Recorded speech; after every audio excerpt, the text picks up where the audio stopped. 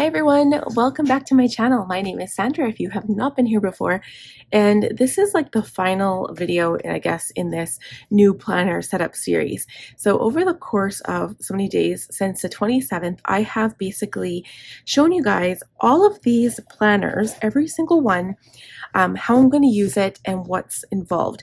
So what we're going to do today is just going to do an overview of all of my planner systems and how they work together.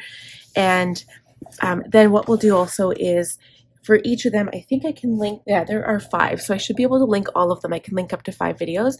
I'm going to link each of them in the up above in the card so that you guys can watch the individual videos. So I think that's kind of cool.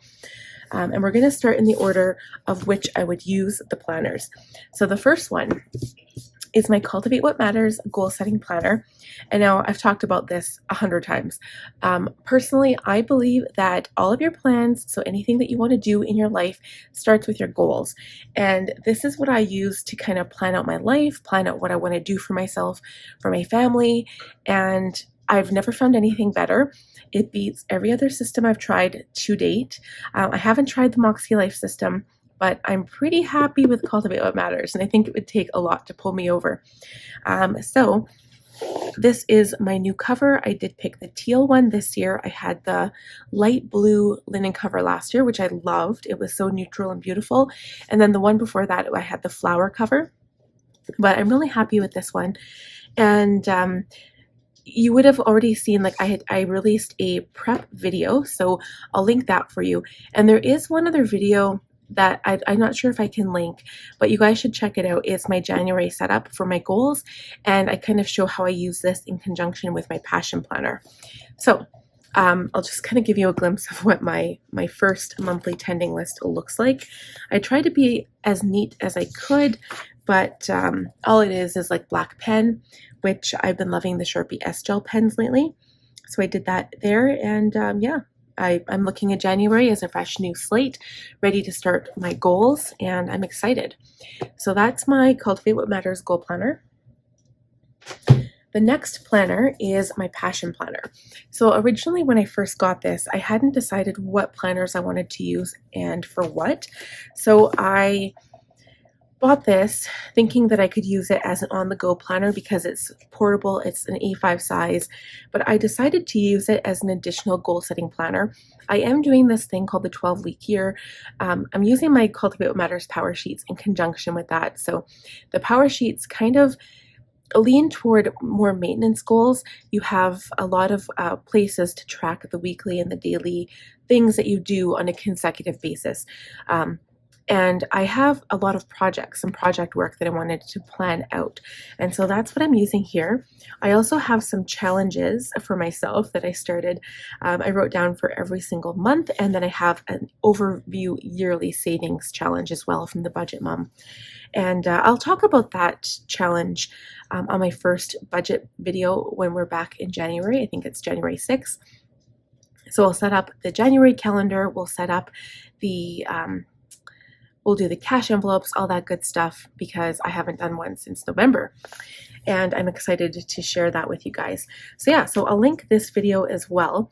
And I basically compared it with the Legend Planner, which is very similar, but you can see here how I've laid out my goals. So I've literally scheduled myself the stuff that I'm struggling with. Like for instance, writing in my commonplace book, even meditation, I've written that in here as well. Books I want to read, all of the project work I want to do, and trust me, there's a lot. So then when you go into the weekly view, I wrote out here as well, like the habits. I'm going to determine a morning routine, an afternoon routine, an evening routine, etc. So I've got a lot of goal work coming up in January that I'm going to be working on. So I'm happy that I won't be doing any more Planmas or Vlogmas videos every single day, and we can concentrate more on the bigger projects I want to take care of. So that's how this planner is helping me with my goals. So next we can move into, let's do my bullet journal. So between my happy planner and my bullet journal, they kind of work.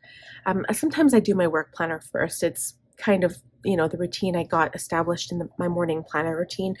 This is my new bullet journal this year. I have changed the way I use a bullet journal. So in the past, I used well, I was kind of wishy-washy on it. I changed my methods a few times. So at first I used a happy planner with my bullet journal, and then I used just my bullet journal for absolutely everything. The problem with that is there's so much to do in my life and my business with my kids and everything that's going on.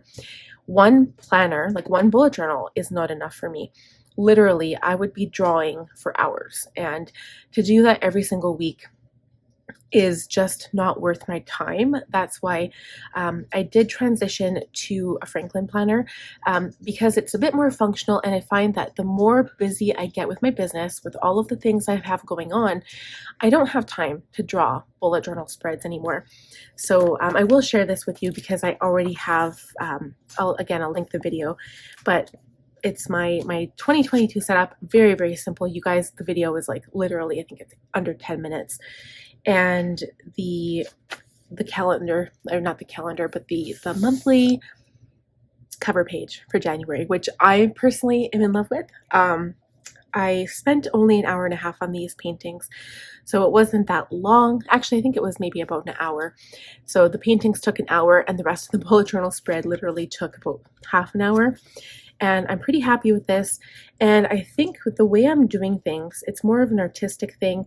I'm doing doodle a day, I'm doing a lettering challenge, and pretty much using it as a habit tracker.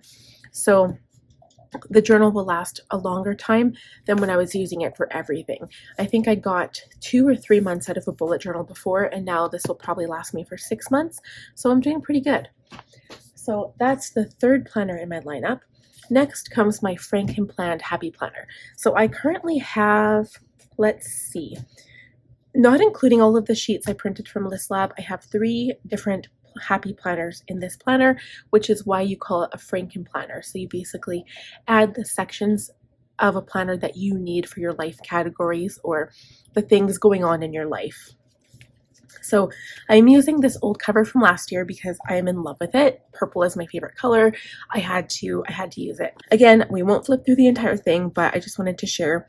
It's pretty thick, so I still have some things in here that I need to pull from December, but I did I really customized it because I used these Avery tabs for all of these different sections for my business. That is one thing that if I was to set up a different planner, like a ring bound planner, but something that was perfectly my own, I would have to literally label everything with custom labels because I have a lot of different things I like to track for my business. But this has been really, really helpful to have a planner. And the reason why I have a work planner in a happy planner instead of all in my Franklin binder is because I find the pages are a bit big, and I did purchase the happy planner products in July of 2021, and I didn't want them to go to waste, and I didn't want to sell them because I really love the covers of happy planner, and I do really enjoy the layout. To be completely honest, the monthly layout and the weekly layouts, like the dashboard layouts, are some of my very favorite. I love them so much. And I just wanted to change things up this year and use a Franklin planner. And you guys, I know that I talked about my Franklin planner. So I think it was in July or August, I posted my beautiful Teresa Collins Franklin Covey collab. So that was the beautiful life binder, the blush colored one. I posted that, and I said that that was going to be my new 2022 planner.